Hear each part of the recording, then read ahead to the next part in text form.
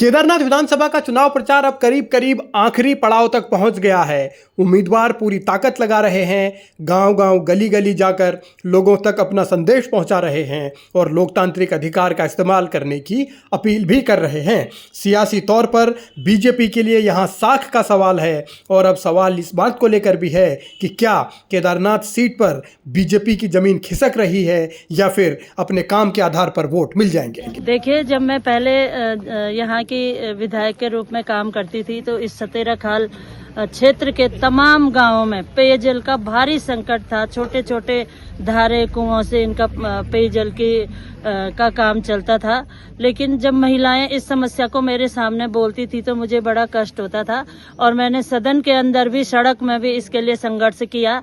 और जब भारतीय जनता पार्टी की सरकार 2007 से 12 तक बनी, उस समय मैंने 33 करोड़ की ये पेयजल योजना स्वीकृत कराई, जिससे 96 बस्तियां आज लाभान्वित हो रही हैं और ये बहुत बड़ा काम इस क्षेत्र के लिए हुआ था।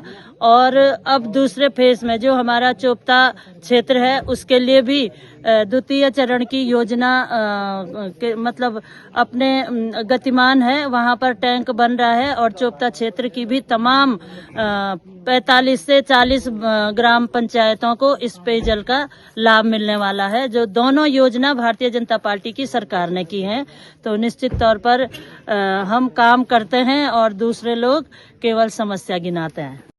आशा नौटियाल 2 बार इस सीट से प्रतिनिधित्व कर चुकी हैं, लेकिन 2012 के बाद परिस्थितियां उनके विपरीत होती चली गईं। अब कांग्रेस मनोज रावत पर एक बार फिर दांव लगा चुकी है और कांग्रेस भी पूरी ताकत के साथ प्रचार में जुटी है। तमाम सीनियर लीडर अलग अलग गांवों में जाकर, घर घर जाकर वोट की अपील कर रहे हैं और इस बीच भारतीय जनता पार्टी क्या घबराही हुई है? ये बात इसलिए कांग्रेस के नेता कह रहे हैं क्योंकि बीजेपी के प्रदेश अध्यक्ष अलग अलग राज्यों में जाकर प्रवासियों को केदारनाथ आकर वोट देने के लिए कह रहे हैं। और हमारा प्रयास है कि केदारनाथ विधानसभा में आपदा के बाद अनेकों लोगों का पलायन हुआ है। बड़ी संख्या में उनके मतदाता काम के सिलसिले में दिल्ली में है, चंडीगढ़ में है, हरियाणा में, लुधियाना में। तो हमारे जो प्रवासी कार्यकर्ता केदारनाथ विधानसभा के अंतर्गत जिनका क्षेत्र पड़ता है, ऐसे सब लोग के साथ मेरा मिलना हो रहा है। दिल्ली में मेरी बैठक हुई है, आज मैं लुधियाना आया हूँ, लुधियाना के अंदर बैठक है और मैं कह सकता हूँ बड़ी संख्या में अच्छा मतदान केदारनाथ के इस बाई इलेक्शन में हो, ये पार्टी की रणनीति का हिस्सा है। और निश्चित रूप से मैं कह सकता हूँ कि बड़ी संख्या हमारे कार्यकर्ता, जो प्रवासी कार्यकर्ता हैं, जो जिनका क्षेत्र केदारनाथ क्षेत्र में पड़ता है, वो सब लोग मतदान के लिए अपने गाँव पहुँचेंगे।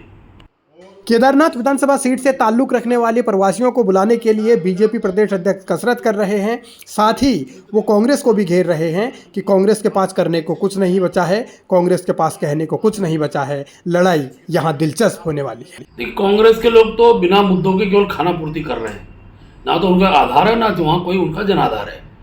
भारतीय जनता पार्टी ने अपना चुनाव प्रचार पिछले 2.5 महीने से लगातार हमारा वहाँ गति पकड़े हुए है। हमारा जो चुनाव प्रबंधन की टोली उस काम में लगी हुई है।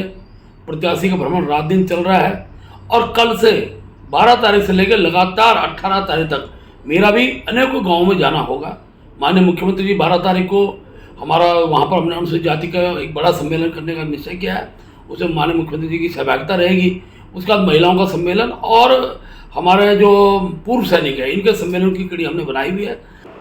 केदारनाथ विधानसभा सीट से ताल्लुक रखने वाले प्रवासी मतदाताओं को रिझाने के लिए बीजेपी पूरा दम लगा रही है। वहीं कांग्रेस का आरोप ये है कि बीजेपी की जमीन खिसक चुकी है, बीजेपी पर केदारनाथ की जनता का भरोसा नहीं है, इसीलिए बीजेपी अब केदारनाथ वालों पर भरोसा नहीं कर रही, लिहाजा वो बाहर जाकर वोटों का जुगाड़ करने की कोशिश कर रही है।